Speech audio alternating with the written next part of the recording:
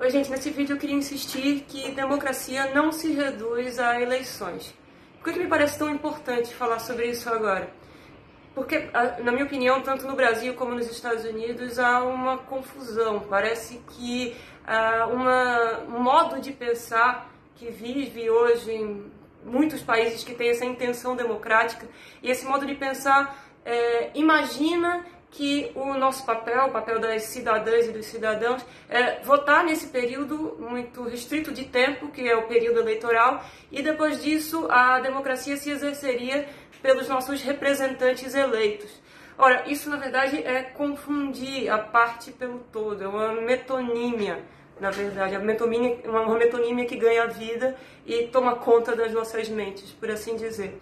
Então, veja, a democracia, na verdade, ela é o governo das cidadãs, dos cidadãos, o governo das pessoas, do povo. E, é claro, pelo fato de que a gente vive em sociedades hipercomplexas e as cidadãs e os cidadãos parecem estar tão distantes desses processos de tomada de decisão que há um ceticismo muito forte hoje em dia sobre qualquer possibilidade de realização da democracia.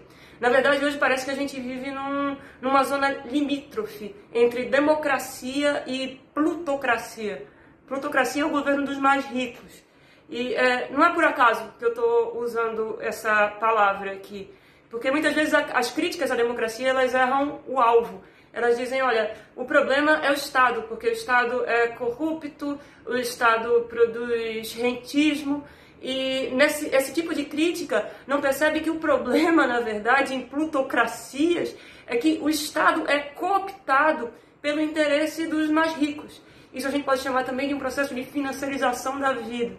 E por conta dessa cooptação, o Estado deixa de exercer sua função de mediar, né? de permitir que a política aconteça. E por conta disso a gente precisa insistir que a saída nunca será reduzir cada vez mais o Estado, reduzir processos de participação popular, porque isso vai significar somente uma ampliação irrestrita desse governo dos mais ricos. Então a gente precisa de um Estado que saiba pôr limites a essa forma de governo dos mais ricos. E a gente corre o risco de cair para o lado da plutocracia cada vez mais. Mas, pois bem, voltando à questão do próprio sentido da palavra democracia. Se a gente resgatar o sentido do demos, do governo do povo, do povo que inclui também os mais pobres, a gente precisa insistir que a forma partidária é apenas uma das maneiras de realização da democracia. E as eleições são apenas uma parte da democracia. Ela pode ser exercida, a democracia é algo que precisa ser exercido o tempo todo, a participação contínua das pessoas em processos de tomada de decisão. Mas, claro, né, todo mundo pode imaginar inúmeras dificuldades para que essa participação contínua aconteça, principalmente no momento em que as redes sociais parecem estar potencializando o pior dos mundos em termos de democracia. As redes sociais, elas estão... e esse caminho da desinformação, eles vêm minando as possibilidades que a gente já tinha, ao menos minimamente, estabelecidas em termos de produção de uma esfera pública, né, de debate público minimamente racional. E a gente precisa pensar em formas, evidentemente, de regulação desse tipo de processo de desinformação. Mais uma vez, o Estado precisa estar muito presente para regular. Veja, e regular a desinformação, nesse caso, serve para garantir que o debate público aconteça, para garantir a liberdade e não para restringi-la. Essa uma outra falácia que a gente vem ouvindo, né? Que regular, qualquer tipo de regulação significa limitação da liberdade. Muito pelo contrário, às vezes regular a desinformação serve para garantir que o debate público, racional, mais igualitário, mais livre possa vir a acontecer. Mas, retomando, então, além dessa questão da regulação das diversas formas de desinformação, claro, a gente precisa também cuidar do financiamento de campanha, precisa ser cada vez mais transparente, para que a gente consiga pôr limites nesse processo de transformação de democracias em plutocracias.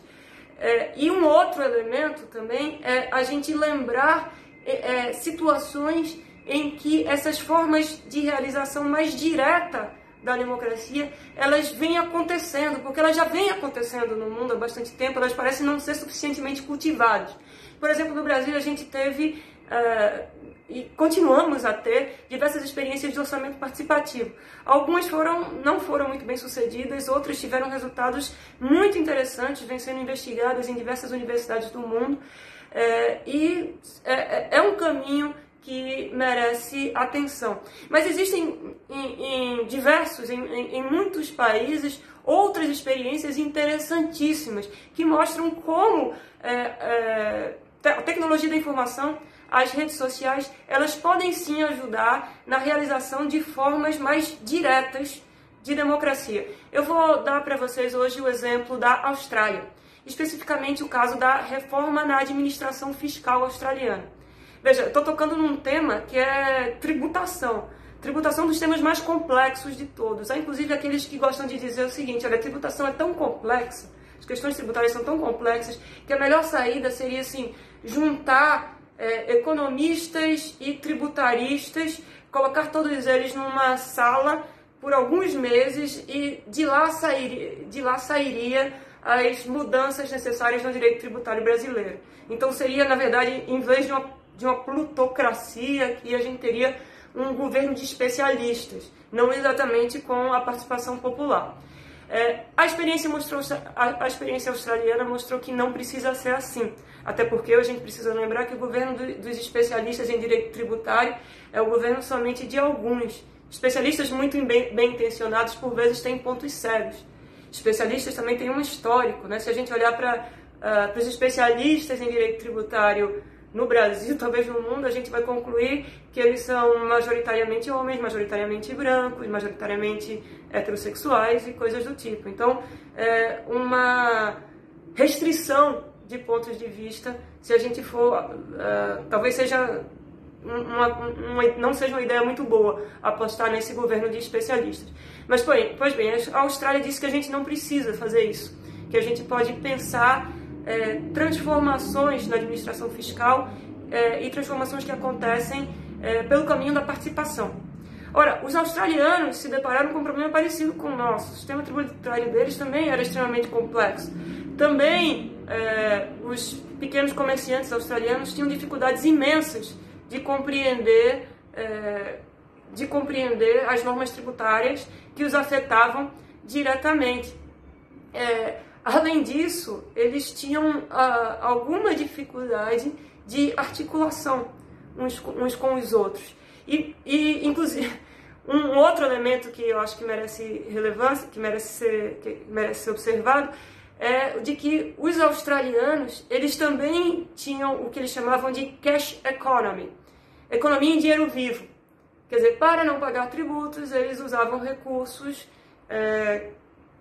que estavam muito próximos de uma ilegalidade, como acontece também no Brasil. Então não se trata, essa economia informal não se trata de uma idiosincrasia brasileira, né?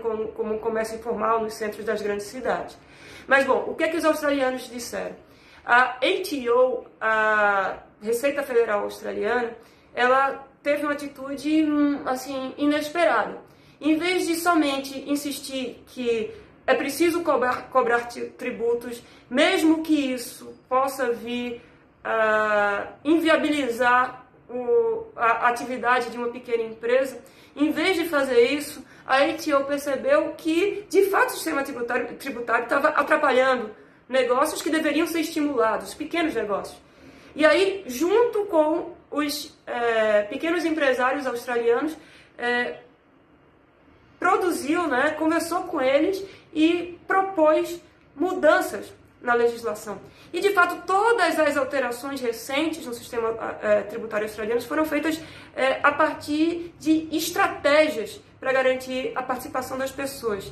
Os australianos perceberam, ora, se a dona da padaria ou se o dono do pequeno restaurante que fica ali na esquina, se eles não conseguem entender o sistema tributário sozinhos, eles vão entender muito bem se eles conseguirem atuar em rede. Então, a ATO, Receita Federal Australiana, estimulou a implementação de redes, por exemplo, de pequenos negócios de diversos setores australianos. E você tem redes com diversas características socioeconômicas. E a partir disso, se você tem uma rede com a dona da padaria da esquina, o dono do mercadinho do outro lado, o dono do restaurante que fica ali na outra esquina, essas pessoas podem, em conjunto, contratar um especialista e podem sim compreender melhor o sistema tributário. E nesse sentido, a partir dessa conversa que foi ficando cada vez mais intensa entre os diversos setores da economia, a ATO ela elaborou um projeto de reformulação do sistema tributário. A primeira versão foi colocada para esses grupos, né? Modificada, chegou-se a uma versão final, que foi colocada no site da ATO, debatida socialmente, novamente alterada, e depois chegou a última versão do projeto de reforma, e aí, na hora de passar pelo Legislativo, ele foi aprovado com imensa facilidade, já que tinha um enorme apoio social. Bom, esse é apenas um dos exemplos de como a participação das pessoas pode vir a funcionar, como a tecnologia da informação pode ajudar e como a formação de redes pode ser produtiva, na medida em que constitui esse tipo de debate, que é um debate focado, você tem um projeto de reforma e vai conversando com as pessoas, e um debate em que a conversa ela é estimulada. Quer dizer, não precisa passar a boiada, como se costuma dizer. As mudanças podem ser realizadas por uma conversa entre arenas informais e arenas formais, como o legislativo. Então, na verdade, uma questão de vontade política.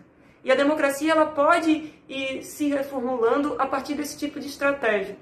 Então, claro, a gente está diante de eleições, que é uma parte, ao menos nesse modelo de democracia atual, que é uma parte importantíssima, mas eu acho que talvez a principal tarefa que a gente tem agora nas eleições é olhar para a proposta dos candidatos e uma proposta que tenha esse intuito, né, de pensar o futuro do país e o futuro da democracia brasileira como alguma coisa que está para além desse momento atual, para além das eleições, e que realmente eu acho que existem maneiras, a gente precisa olhar para as boas experiências e aprender também com as experiências problemáticas para tentar consolidar esse tipo de prática constante e difícil, mas possível, de democracia. Para quem acha democracia direta é uma coisa assim que não dá certo e tal, eu acho que é de fato uma questão a ser disputada. E eu gosto muito de lembrar, antes da Revolução Francesa, a ideia de república era uma ideia completamente inusitada, esdrúxula, e hoje em dia a república se tornou, pensava-se, né, antes que a única saída possível seria a monarquia. A república era uma coisa complicada demais, nunca ia dar certo. E hoje em dia a ideia de república está aí presente, ao menos como um norte, né, como orientador da ação. Eu acho que a ideia de democracia direta precisa se tornar cada vez um norte. Senão a gente não vai sair desse tipo de impasse, esse tipo de imbróglio que a gente parece estar perdido neles há algum tempo. E parece que a única saída que a gente tem é a escolha de salvadores da pátria. E não são salvadores da pátria, são esse tipo de prática. São formas de controle social, difíceis, mas realizáveis. Então, acho que isso a gente tem que, claro, pensar nas eleições, mas pensar sobretudo para além das eleições. O que é que a gente quer em termos de uma democracia sólida no futuro. Um abraço e um beijinho para todo mundo.